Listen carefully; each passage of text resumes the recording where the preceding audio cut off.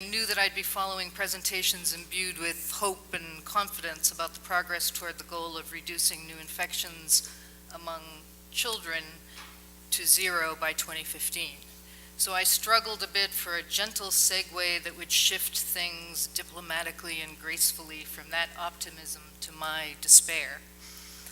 I considered a few possible segues. One was, by focusing narrowly on women as mothers, the global AIDS movement threatens to reverse all the gains made by feminists over the past half century. But that wasn't terribly diplomatic. I tried another approach.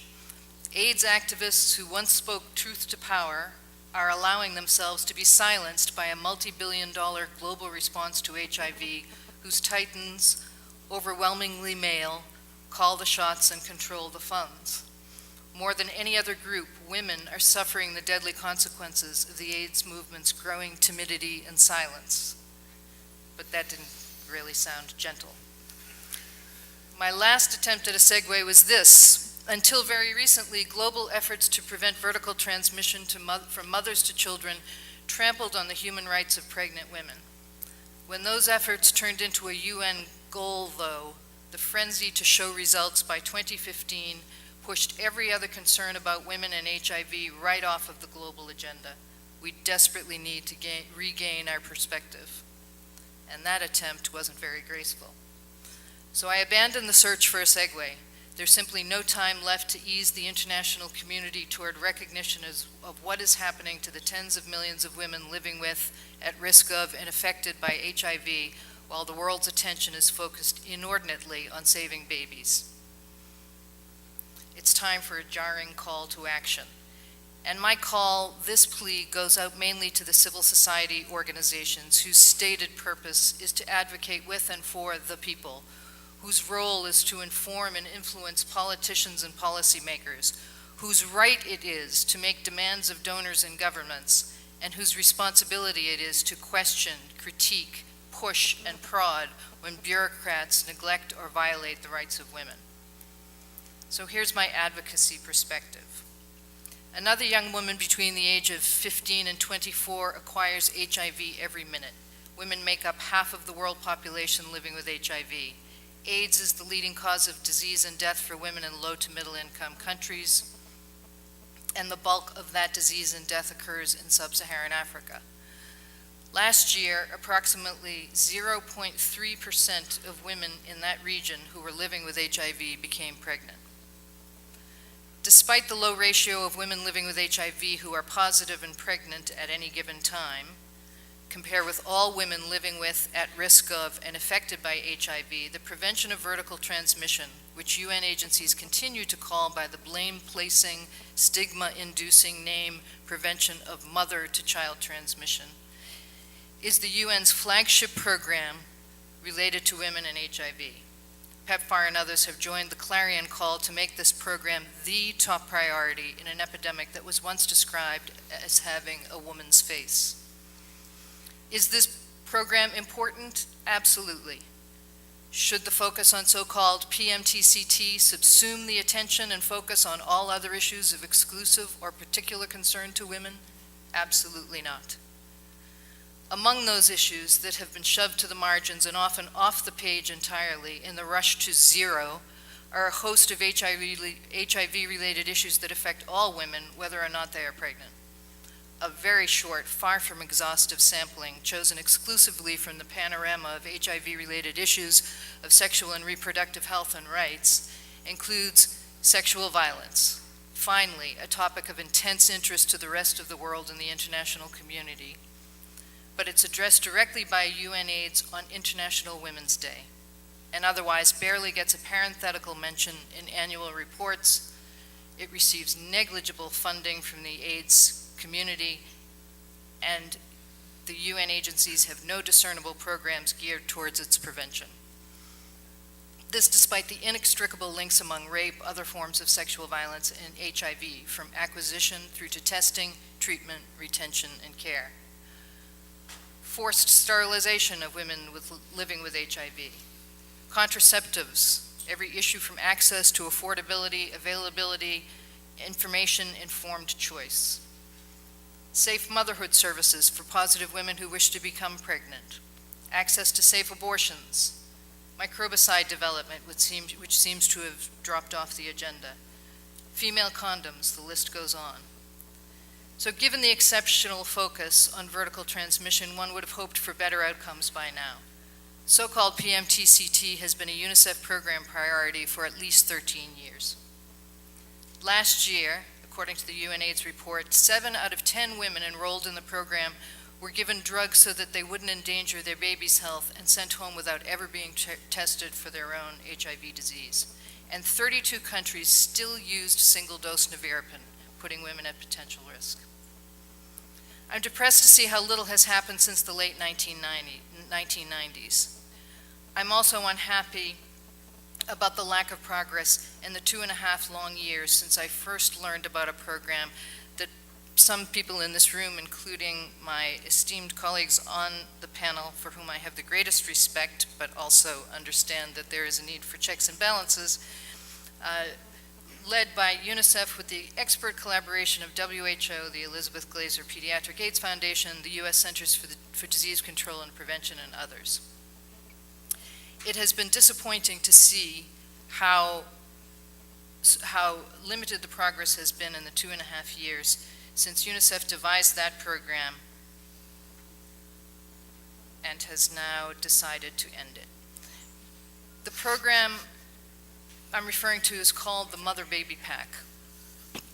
It was ostensibly designed to ensure that pregnant women living with HIV in remote locations, those who are unable to attend antenatal clinics more than once and were unlikely to give birth in a hospital setting, most likely to give birth at home without a trained attendant, had equitable access to what the UN calls prevention of mother-to-child transmission. The Mother Baby Pack, in short, because I'm running out of time, was a box. It was filled with color-coded smaller boxes. Inside those boxes were all the drugs that a woman would need from her 14th week of pregnancy through labor, delivery, and the first 6 weeks of the baby's life.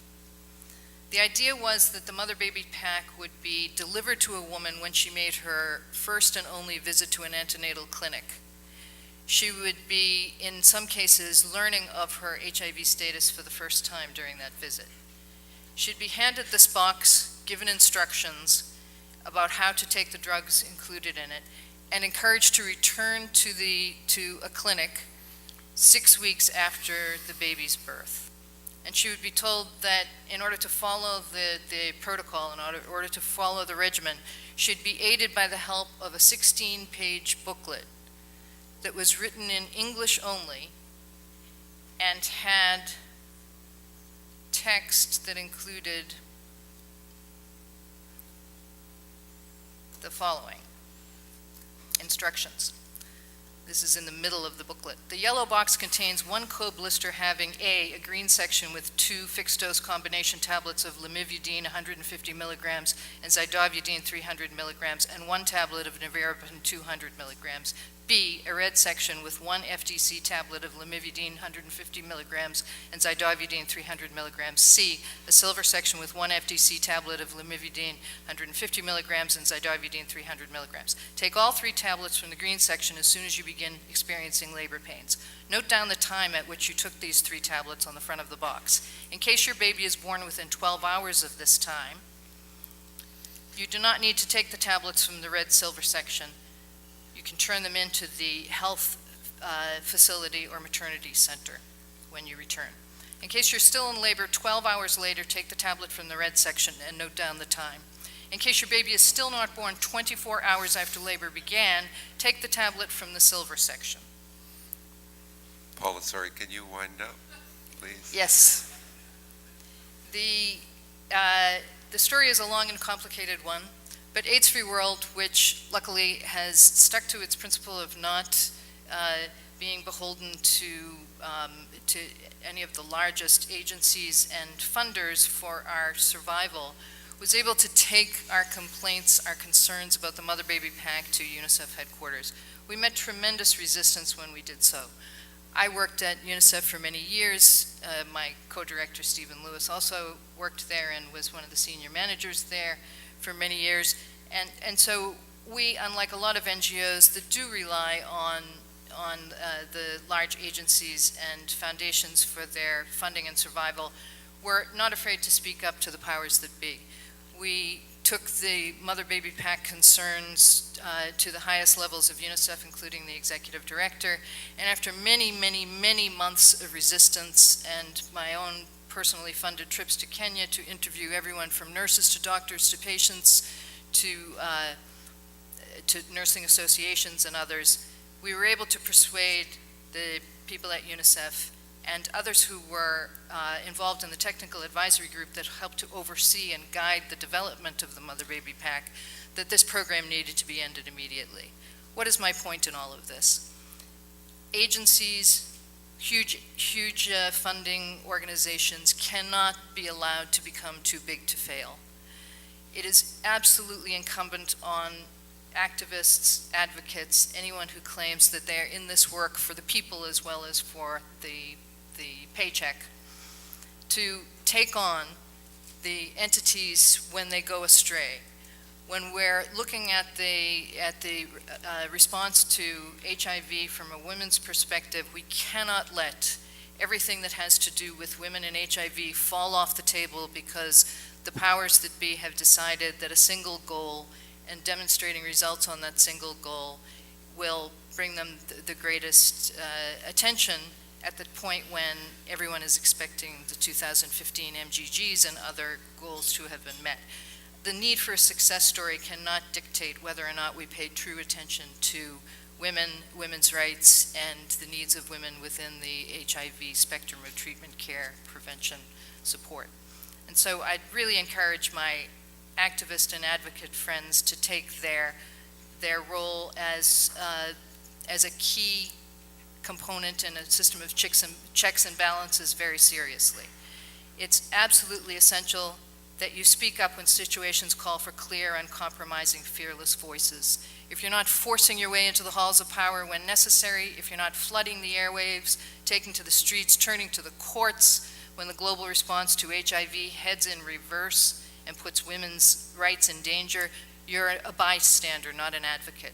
If the fear that you'll lose your funding or your access or the personal friendships you've made with people in positions of power and influence is causing you to avoid conflict and accept uncomfortable compromises, you're not an advocate. If you're a passive observer, you're not an advocate. And certainly if you're not taking action, you're not an activist. So I'd appeal to everyone who's looking at the progress that's being made to scrutinize and be that essential half of a system of checks and balances. Don't allow the powers that be to become too big to fail. Thank you.